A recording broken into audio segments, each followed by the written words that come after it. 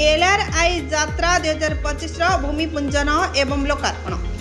ढेंकानाल जिला हिंदोल ब्लॉक अंतर्गत गिरिधर प्रसाद गणेश्वर उच्च विद्यालय खेलपड़िया एलआरआई यात्रा 2025 आयोजित हो जाइछि। उक्त यात्रा को आमंत्रित मुख्य अतिथि सरपंच सुमित्रा सेठी द्वारा यात्रार भूमि पूजन एवं लोकार्पण उत्सव अनुष्ठित होता। यह कार्यक्रम में बहु मान्यगण व्यक्ति तथा ढेंकानाल एपीडी अनुराधा बेहरा, जिला कृषि विज्ञान केन्द्र दिव्य सुंदर कर, हिंदोल एपीडी एवं हिंदोल विधायिका प्रतिनिधि को मंचासीन कराई संबोधित करा जायथिला।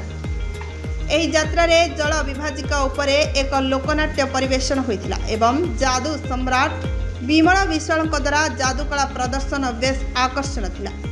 यहाँ पर स्कूल कृति छात्र छात्री मानक पुरस्कृत करा जायथिला एवं एही पंचायतर सफल चाषी मानक अतिथि मानक द्वारा मानपत्र सह ट्रॉफी प्रदान करा जायथिला। शेषे सहकारी जल विभाजिका प्रकल्प निर्देशिका सस्मिता नायक धन्यवाद अर्पण करथिले और मुख्य अतिथि सरपंच और अन्य अतिथि मानक द्वारा श्रमदान और वृक्षारोपण करा जायथिला।